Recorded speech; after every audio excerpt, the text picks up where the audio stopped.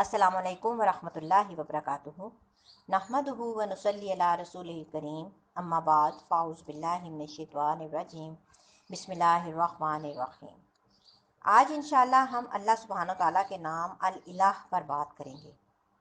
الالہ کا معنی ہے معبود، خاص معبود۔ معبود کون؟ کہ جس کی عبادت کی جائے، اللہ سبحانہ و تعالیٰ کی عبادت، اسی سے محبت اور اسی کے آگے جھکنا اور اس کے سامنے عاجزی کا اظہار۔ وہ کیوں؟ وہ اس لیے کہ انسان اپنی فطرت کے اعتبار سے مجبور ہے کہ وہ اپنے سے بڑے کے آگے جھکے۔ اسے کسی نہ کسی کے آگے ضرور جھکنا ہے، کیونکہ اس کے اندر یہ مادہ موجود ہے اور وہ اس کے بغیر رہ نہیں سکتا، اس کے بغیر اس کی تکمیل نہیں ہوتی۔ انسان ہمیشہ یہ چاہتا ہے کہ وہ کسی سے شدید محبت کرے، کسی کے آگے جھکے، کسی کا سہارا لے اور کسی کو اپنے غم اور رنج کے عالم میں پکارے۔ کوئی ہو جو ہر حال میں اس کی سننے والا ہو، جو اس کا دکھ درد دور کرنے والا ہو۔ تو اللہ سبحانہ و تعالیٰ کے سوا پھر وہ کون ہو سکتا ہے؟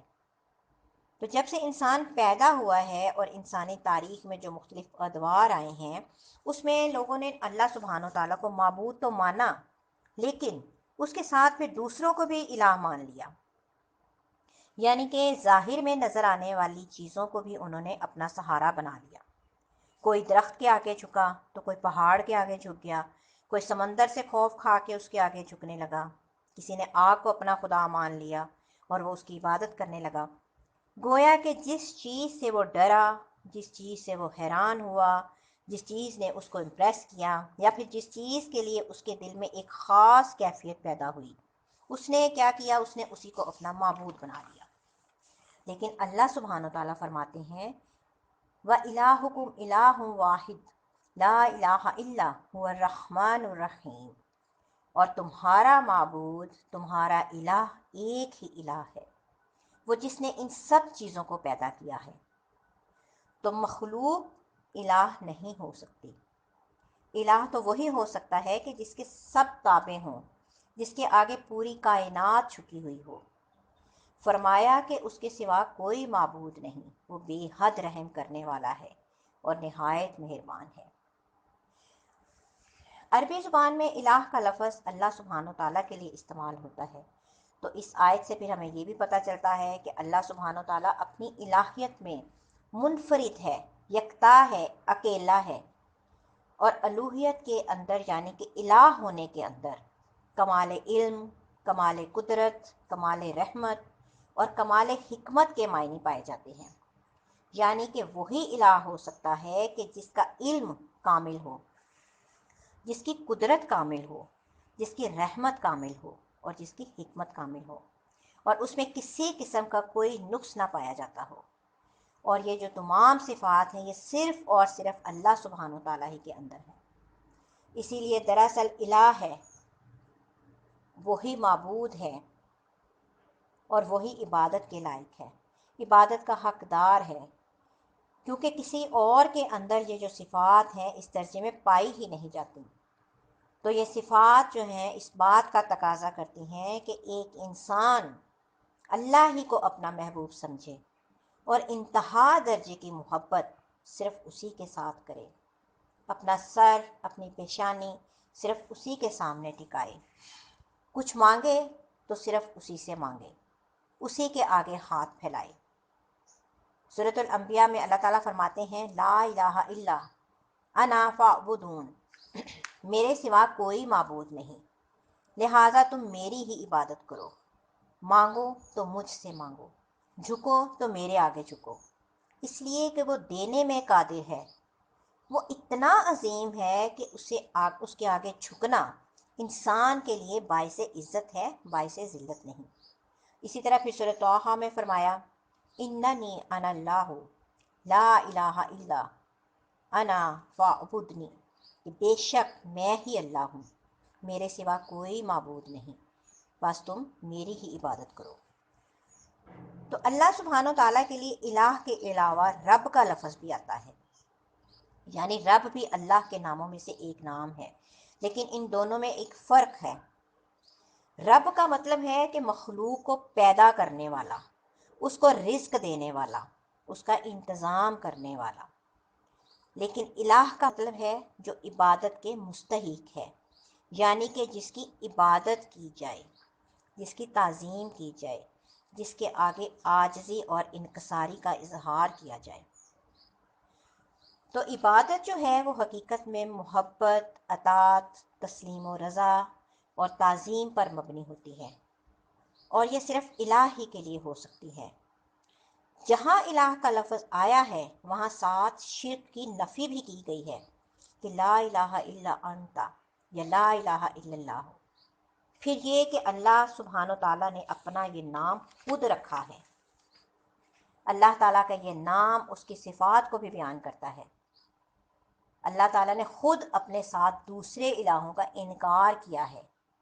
قرآن پاک میں اللہ تعالیٰ سورۃ المومنین میں فرماتے ہیں کہ اللہ نے کوئی اولاد نہیں بنائی اور اس کے ساتھ کبھی کوئی الہ رہا ہی نہیں، کوئی اور الہ ہے ہی نہیں، نہ تھا، نہ ہے اور نہ کبھی ہو سکتا ہے، کیونکہ اس کے لیے بہت خوبصورت دلیل دی گئی ہے کہ اگر کوئی اور الہ ہوتا تو وہ جو اس نے بنایا ہوتا اس کو اپنے ساتھ لے جاتا اور ان میں سے بعض پر چڑھائی کر دیتے، کیونکہ جب اختیارات جو ہوتے ہیں وہ بہت سے لوگوں میں ایک جیسے ہوں تو پھر ان میں سے پھر دوسروں سے آگے بڑھنے کے لیے ان کو ہرانے کی کوشش کرے گا۔ تو اللہ سبحانہ تعالیٰ کے ساتھ کوئی اور الہ ہو ہی نہیں سکتا۔ تمام انبیاء نے اسی کی دعوت دی ہے۔ سورہ ہود میں ہے کہ اعبدوا اللہ ما لکم من الہ غیرہ، کہ اللہ کی عبادت کرو، اس کے سوا تمہارا کوئی الہ نہیں، اور اللہ کی عبادت کرو اور اس کے ساتھ کسی کو شریک نہ ٹھہراؤ، کیونکہ ہماری زندگی کا جو مقصد ہی عبادت ہے۔ عبادت اللہ کا حق ہے، تو اس لیے ہمیں سوچ سمجھ کر اس حق کو ادا کرنا ہے۔ ایسا نہ ہو کہ ہم کوشش بھی کریں، محنت بھی کریں، لیکن وہ اس کے ہاں قبول نہ ہو، جس نے دراصل ہمیں پیدا ہی اسی کام کے لیے کیا ہے۔ تو اللہ کو راضی کرنے کے لیے ضروری ہے کہ ہم صرف اسی کی عبادت کریں اور اس کے ساتھ کسی کو شریک نہ ٹھہرائیں، اور اللہ کی رسی سے اس کو مضبوطی سے تھامے رکھیں اور کسی تفرقہ بازی میں نہ اس کا شکار نہ ہو۔ تو جو شخص اللہ کو اپنا الہ مان لیتا ہے وہ سلامت رہتا ہے۔ قرآن مجید میں آتا ہے کہ جو لوگ ایمان لانے پر اپنے ایمان کو ظلم یعنی شرک سے آلودہ نہیں کیا، یعنی کہ اللہ کا حق عبادت کسی اور کو نہیں دیا، اس کے ساتھ عبادت میں کسی اور کو شریک نہیں کیا، یہی لوگ جو ہیں وہ قیامت کے دن امن میں رہیں گے، اور دنیا اور آخرت میں یہی لوگ ہدایت یافتہ ہوں گے۔ پھر اگر کوئی شخص اللہ سبحانہ و تعالیٰ کی حفاظت حاصل کرنا چاہتا ہے، یعنی کہ اس کے عذاب سے اللہ کی پناہ میں رہنا چاہتا ہے، تو اس کے لیے بھی یہ ضروری ہے کہ وہ الہ ہی کی عبادت کرے۔ حدیث قدسی ہے، اللہ تعالیٰ فرماتے ہیں کہ اے ابن آدم، یعنی کہ آدم کی اولاد، تم اپنے آپ کو میری عبادت کے لیے فارغ کر لو، میں تمہارے دل کو بے نیازی سے بھر دوں گا۔ یہ اللہ تعالیٰ کا یہ وعدہ ہے کہ جو شخص اللہ کی عبادت کے لیے وقت نکالے گا، مثلاً کہ وقت پر نماز پڑھے گا، وقت پر اپنے فرائض ادا کرے گا، تو اللہ سبحانہ و تعالیٰ اس کے دل کے اندر غنا پیدا کر دیں گے۔ نبی صلی اللہ علیہ وآلہ وسلم نے فرمایا کہ 7 قسم کے لوگوں کو اللہ تعالیٰ اس دن اپنے عرش کے سائے تلے جگہ عطا فرمائیں گے، جس دن اس کے سائے کے سوا کوئی سایہ نہ ہوگا۔ ان میں سے ایک اور وہ نوجوان کہ جس کی جوانی اللہ کی عبادت میں گزری، کیونکہ کیا ہوتا ہے کہ بہت سے لوگ جوانی کی حالت میں اپنے اللہ تعالیٰ کی طرف رجوع ہی نہیں کرتے۔ وہ سوچتے ہیں کہ جوانی تو دنیا میں انجوائے کرنے کے لیے ہے، دنیا کمانے کے لیے ہے، تو جب سب کچھ کر چکیں گے، جب سارے ہمارے شوق پورے کر لیں گے، تو پھر ہم بڑھاپے میں اللہ کی عبادت کے لیے اپنے آپ کو فارغ کر لیں گے، یعنی کہ ریٹائرمنٹ کی جو عمر ہے پھر عبادت مطلب اس میں عبادت کریں گے۔ نہیں، ہمیں یہ نہیں معلوم کہ ہم ریٹائرمنٹ کی عمر کو پہنچتے ہیں یا نہیں پہنچتے، بڑھاپے والی زندگی ہمیں ملتی بھی ہے یا نہیں، اور اگر ملے بھی تو اپنے ساتھ 100 تکلیفیں لے کر آتے۔ تو کیا کسی مومن کو یہ زیب دیتا ہے کہ وہ اپنی زندگی کا بہترین حصہ اس فانی دنیا کے لیے خرچ کرے، اور اپنی زندگی کا جو نکما حصہ ہے، بڑھاپے کو نکما حصہ زندگی کا کہا گیا ہے، تو اس کو وہ جو حصہ ہے وہ اللہ سبحانہ و تعالیٰ کو دے۔ اسی لیے جو لوگ اپنی زندگی کا بہترین حصہ یعنی کہ جوانی اللہ کی عبادت میں گزاریں گے، اللہ تعالیٰ کی اطاعت اور فرما برداری میں گزاریں گے، تو اللہ سبحانہ و تعالیٰ قیامت کے اس طویل دن، جو کہ ایک دن 50,000 سال کا ہے، جس دن سورج بہت قریب آ چکا ہوگا، اور اس دن اللہ تعالیٰ ایسے لوگوں کو اپنے عرش کے سائے تلے جمع کریں گے۔ تو اگر انسان صرف اللہ کی رضا کے لیے اچھے کام کرتا ہے، نماز قائم کرتا ہے، زکوٰۃ دیتا ہے، ریاکاری سے بچتا ہے، اللہ کی بات سنتا ہے اور مانتا ہے، تو اللہ تعالیٰ اسے جنت کے 8 دروازوں میں سے داخل ہونے کا اختیار دے دے گا کہ جس سے چاہو اندر چلے جاؤ۔ تو عبادت کے 2 اہم اصول بھی ہیں، اور جب تک یہ 2 چیزیں عبادت میں شامل نہ ہوں، اس وقت تک عبادت کا حق ادا نہیں ہوتا۔ پہلی چیز کیا ہے؟ اخلاص ہے، کہ انسان جو کچھ اللہ کے لیے کرے وہ پھر اللہ ہی کے لیے کرے، کسی اور کے لیے نہیں کرے۔ اس کی جو نیت ہے صرف اللہ کے لیے خالص ہو، اور اس کو خوش کرنے کے لیے، اس کی رضا کے لیے، اس کی محبت حاصل کرنے کے لیے، اس کے دیدار کی خاطر ہر عمل کرے۔ اور دوسری چیز کہ جس چیز کو وہ خاص عبادت سمجھ کے کرتا ہے، اسے رسول اللہ صلی اللہ علیہ وآلہ وسلم کے طریقے کے مطابق کرے، کیونکہ جب عمل خالص ہوگا تو اس کے باطن کی خوبصورتی کی جو ہے وہ دلیل ہوگی۔ اور جو شخص جو ہے سنت کی پیروی کرتا ہے تو نبی صلی اللہ علیہ وآلہ وسلم کا عمل سب سے خوبصورت عمل ہے۔ اللہ تعالیٰ نے آپ صلی اللہ علیہ وآلہ وسلم کو اسوہ حسنہ بنا کر بھیجا۔ سورۃ الاحزاب میں ہے، لَقَدْ كَانَ لَكُمْ فِي رَسُولِ اللَّهِ أُسْوَةٌ حَسَنَةٌ، تمہارے لیے رسول اللہ صلی اللہ علیہ وآلہ وسلم کی زندگی میں خوبصورت نمونہ ہے۔ تو یہ خوبصورت نمونہ جب کوئی شخص اختیار کرتا ہے تو اس کی زندگی حقیقت میں خوبصورت ہو جاتی ہے، اور اس کے سارے اعمال اور طریقے خوبصورت ہو جاتے ہیں، اور ایسا شخص ایک بہترین حالت میں اللہ سبحانہ تعالیٰ کے سامنے حاضر ہوگا۔ تو اللہ تعالیٰ سے دعا ہے کہ اللہ تعالیٰ بھی ہمیں بھی ان لوگوں میں شامل کرے، آمین۔ اللہ تعالیٰ نے ہم پر جو عبادت فرض کی ہے، ہمیں اس میں اختیار نہیں دیا گیا کہ ہم اپنی مرضی سے اس عبادت میں کچھ اضافہ کر دیں یا پھر میں اس میں کچھ اور کمی کر دیں، کیونکہ عبادت کی اصل روح اطاعت ہے، یعنی کہ فرما برداری ہے، اللہ تعالیٰ کے حکم کی تابع داری ہے۔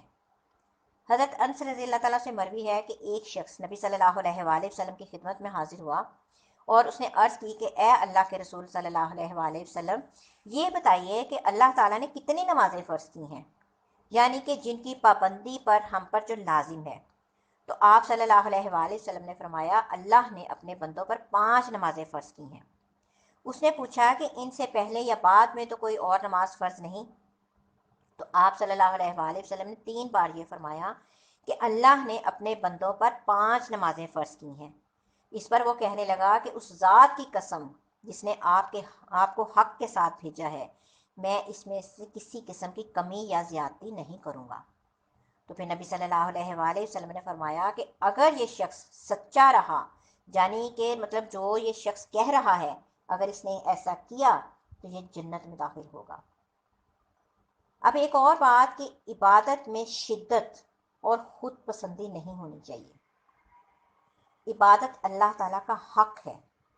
نبی صلی اللہ علیہ وآلہ وسلم نے فرمایا کہ ایک قوم ایسی آئے گی جو عبادت کرے گی، حتیٰ کہ لوگ ان کی عبادت کی کثرت پر تعجب کریں گے کہ اتنے عبادت گزار ہیں، لیکن وہ اس عبادت کی وجہ سے خود پسندی کا شکار ہو جائیں گے، اپنے آپ کو بڑی چیز سمجھنے لگیں گے کہ ہم بہت نیک ہیں۔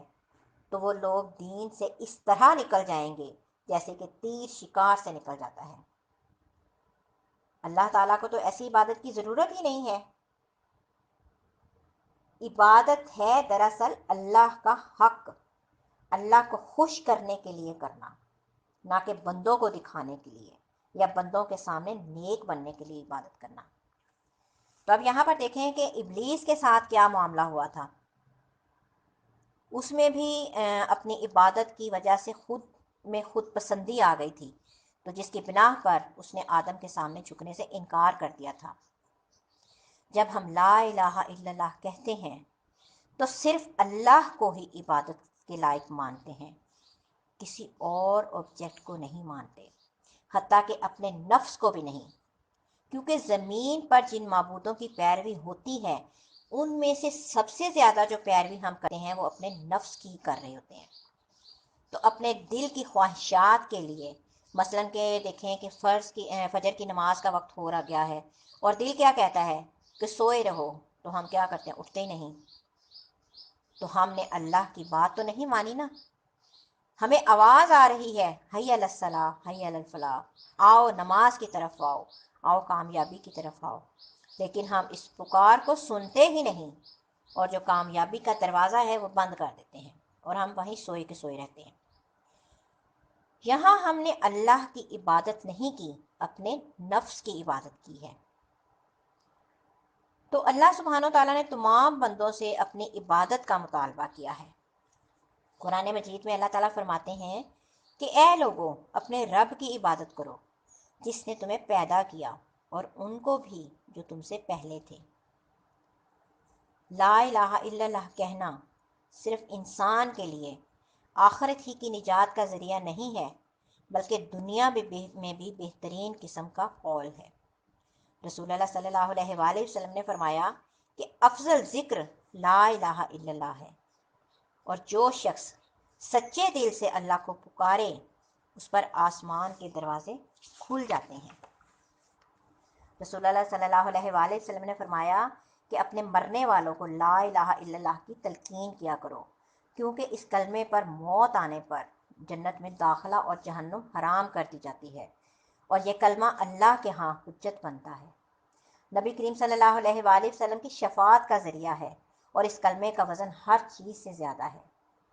تو اگر کسی شخص نے سچے دل سے لا الہ الا اللہ پڑھا اور ہر شرک کی نفی کی ہو تو قیامت کے دن یہی ایک کلمہ اس کے لیے نجات کا ذریعہ بن جائے گا۔ اللہ سبحانہ و تعالیٰ کا یہ نام یعنی الالہ، اس کے ساتھ جب اللہ کو پکارا جاتا ہے تو انسان کی دعا قبول ہوتی ہے۔ پھر دیکھتے ہیں کہ یونس علیہ السلام جب وہ مچھلی کے پیٹ میں چلے گئے تھے تو انہوں نے اسی کلمے کے ساتھ اللہ کو پکارا، تو اللہ سبحانہ و تعالیٰ نے ان کا غم دور کر دیا، انہیں اس بڑی مشکل سے نجات دی۔ تو حقیقت یہ ہے کہ انسان پر اللہ تعالیٰ کا یہ حق ہے کہ انسان خالص ہو کر اس کی عبادت کرے اور ہر مشکل میں اسی کو پکارے اور اس کے اس نام کا واسطہ دے کر پکارے، تو انشاءاللہ تعالیٰ اس کی دعائیں قبول ہوں گی۔ تو اللہ تعالیٰ سے دعا ہے کہ اللہ تعالیٰ ہمیں ان سب باتوں کو سمجھنے کی توفیق عطا فرمائے اور ان پر عمل کرنے کی توفیق عطا فرمائے۔ آمین یا رب العالمین۔ السلام علیکم ورحمۃ اللہ وبرکاتہ۔ السلام علیکم۔